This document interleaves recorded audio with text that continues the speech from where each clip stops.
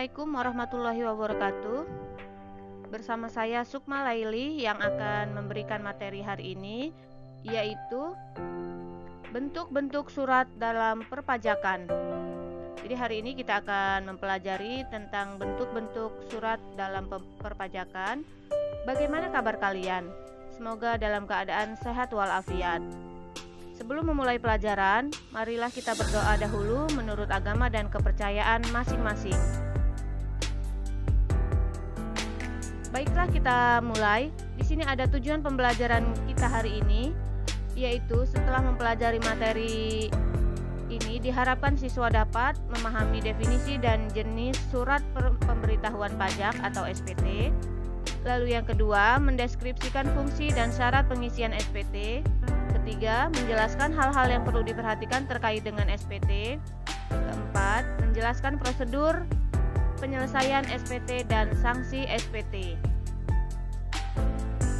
Langsung saja kita mulai dalam bentuk-bentuk surat dalam perpajakan, yaitu ada 4 di sini. Yang pertama, surat pemberitahuan atau disingkat SPT. Lalu yang kedua, surat setoran pajak atau SSP. Yang ketiga, surat ketetapan pajak atau SKP. Dan yang keempat ada surat tagihan pajak atau STP. Tetapi untuk hari ini saya akan menjelaskan yang pertama, yaitu surat pemberitahuan atau SPT. Sedangkan untuk yang kedua dan sampai ketiga akan dibahas pada pertemuan berikutnya. Surat pemberitahuan atau SPT adalah surat yang digunakan oleh wajib pajak untuk melaporkan perhitungan dan atau pembayaran pajak, objek pajak dan atau bukan objek pajak dan atau harta dan kewajiban menurut ketentuan peraturan perundang-undangan perpajakan. Di sini ada jenis-jenis surat pemberitahuan, yaitu yang pertama SPT masa dan yang kedua ada SPT tahunan. Kita akan bahas satu persatu apa itu SPT masa dan apa itu SPT tahunan. SPT masa adalah surat pemberitahuan untuk suatu masa pajak. Wajib pajak menggunakan SPT masa untuk melaporkan perhitungan atau pembayaran pajak yang terutang dalam suatu masa pajak pada suatu saat.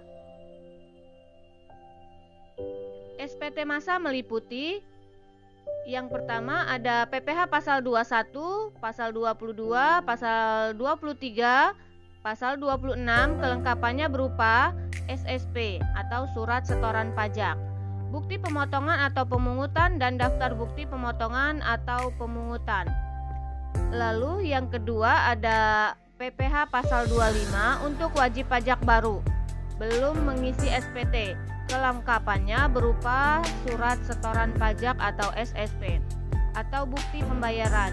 Sedangkan untuk wajib pajak lama sudah mengisi SPT, kelengkapan berupa SSP atau bukti pembayaran SPT masa atau surat pemberitahuan masa. Yang ketiga ada SPT masa PPN atau pajak pertambahan nilai. Jadi di sini ada SPT masa PPN atau PPNBM. PPNBM yaitu pajak penjualan barang mewah. Berupa SSP, bukti pembayaran atau pelunasan dan faktur pajak masukan. Kita bahas satu-satu. SPT tahunan adalah surat pemberitahuan untuk suatu tahun pajak atau bagian tahun pajak. Surat ini digunakan oleh wajib pajak untuk melaporkan perhitungan dan pembayaran pajak terutang dalam satu tahun pajak, di mana SPT tahunan orang pribadi, pekerja bebas, dan sebagainya. Kelengkapan yang harus dipenuhi dalam SPT tahunan atau PPh. Yang pertama ada daftar neraca dan laporan laba rugi bagi wajib pajak yang menggunakan pembukuan lengkap. Lalu yang kedua, ringkasan peredaran bruto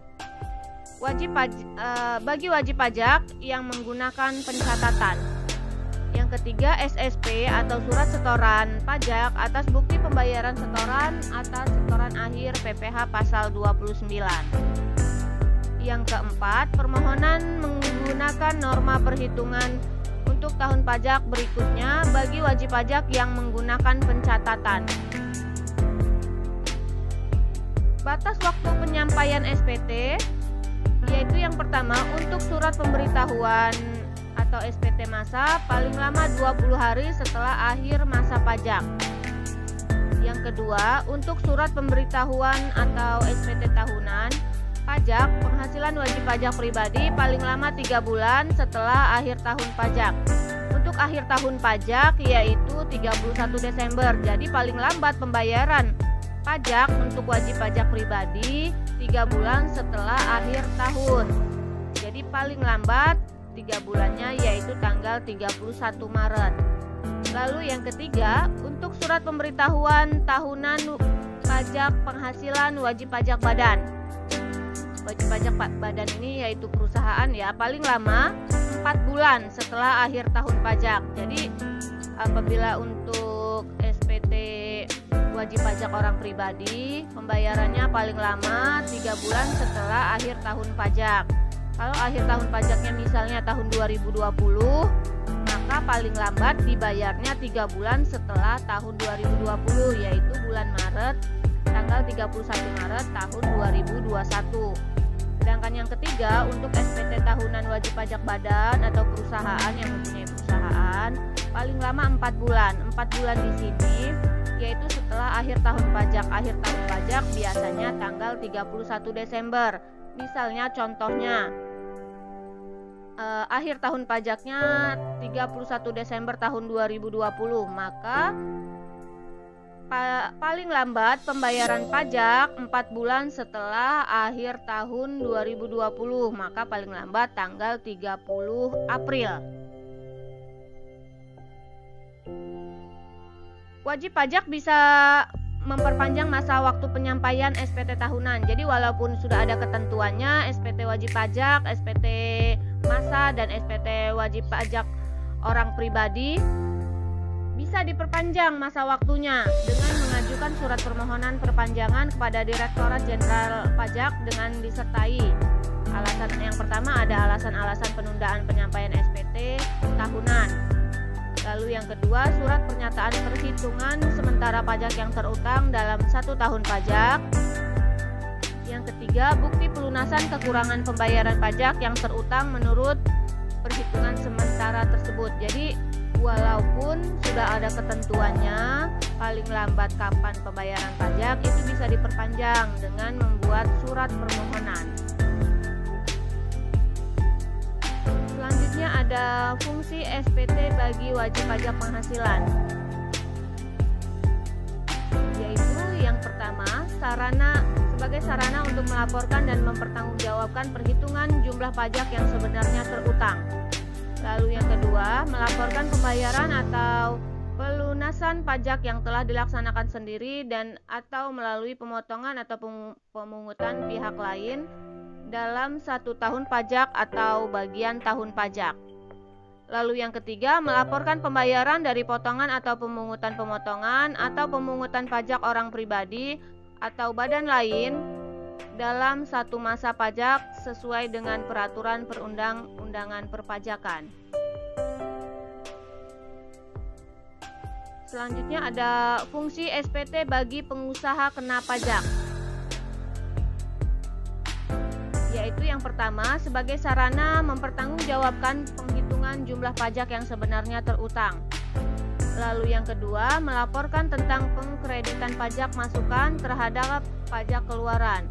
Yang ketiga, melaporkan pembayaran dan pelunasan pajak yang telah dilaksanakan sendiri oleh PKP dan atau melalui pihak lain dalam 1 masa pajak sesuai dengan ketentuan peraturan perundang-undangan perpajakan.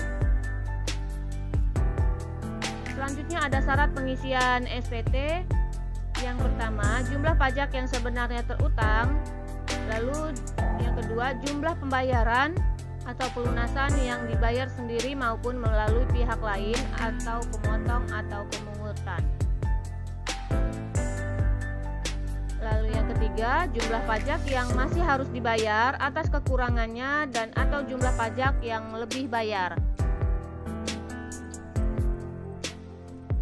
Selanjutnya ada persyaratan yang harus dipenuhi dalam pengisian SPT. Yang pertama, persyaratan dalam pengisian SPT ini harus benar, arti benar dalam pengisian SPT. Jadi tidak boleh salah atau asal-asalan. Lalu yang kedua, jelas, artinya wajib pajak harus mengisi SPT secara jelas. Yang ketiga, lengkap, artinya SPT harus diisi secara lengkap sesuai dengan formulir yang diminta. Selanjutnya ada pihak yang terkait dalam pengisian dan penyampaian SPT.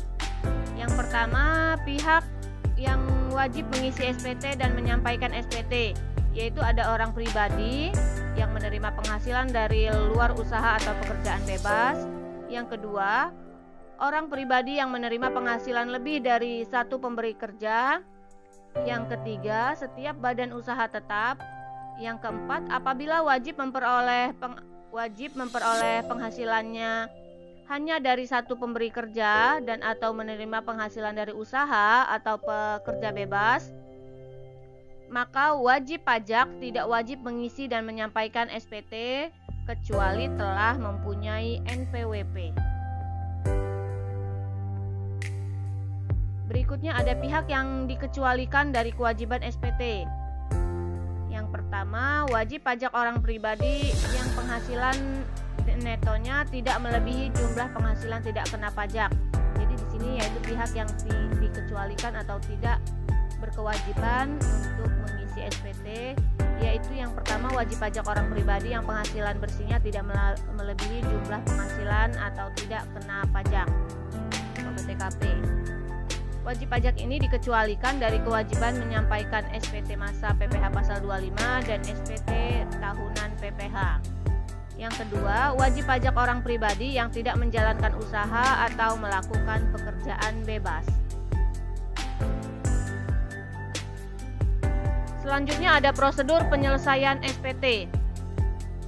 Untuk prosedur penyelesaian SPT yang pertama, wajib pajak harus mengambil sendiri SPT pada kantor pelayanan pajak atau KPP. Yang kedua, SPT harus diisi dengan benar, jelas, dan lengkap sesuai dengan petunjuk yang diberikan. Yang ketiga, SPT diserahkan kembali ke kantor pelayanan pajak atau KPP yang bersangkutan dalam batas waktu yang ditentukan.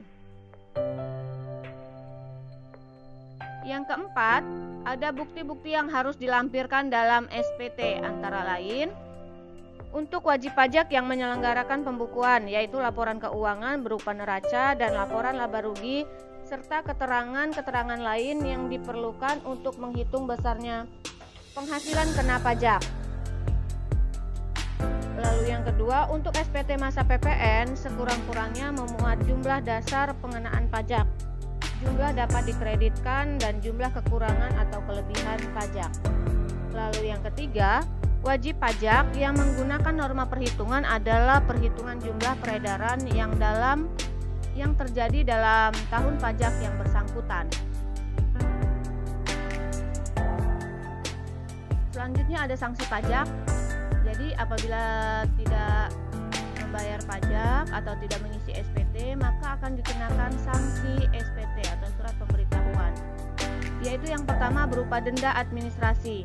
Denda administrasi menurut pasal 7 Undang-Undang Nomor 28 Tahun 2007 dikenakan dalam hal yang pertama, SPT badan tidak disampaikan pada waktunya dikenakan sanksi Rp1 juta per SPT. Itu untuk SPT badan.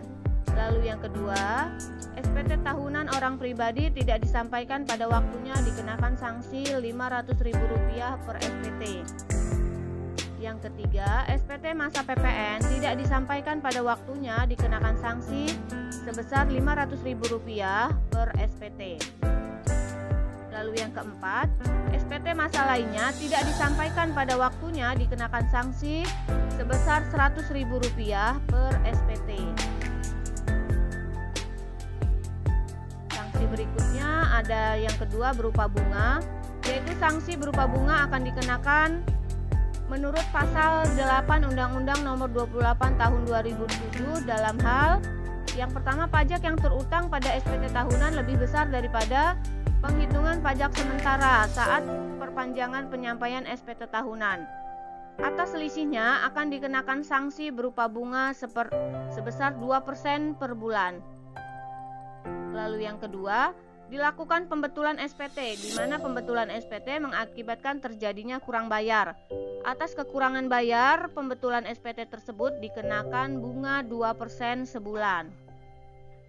Jadi apabila tadi kita bisa memperpanjang masa SPT di luar dari ketentuan, tetapi apabila ada lebih bayar maka akan dikenakan bunga sebesar 2%.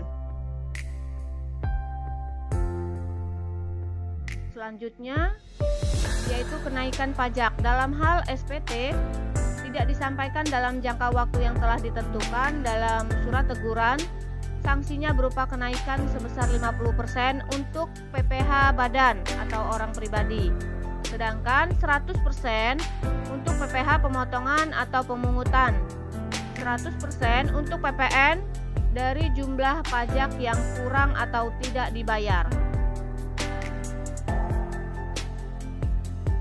Yang keempat, ada sanksi pidana.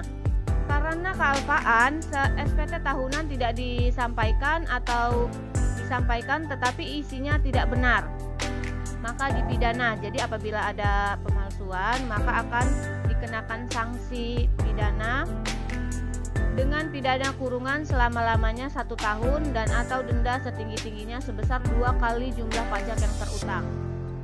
Yang kedua, karena sengaja SPT tahunan tidak disampaikan atau disampaikan tetapi isinya tidak benar, maka dipidana dengan pidana kurungan selama-lamanya 6 tahun dan atau denda setinggi-tingginya sebesar 4 kali jumlah pajak yang terutang.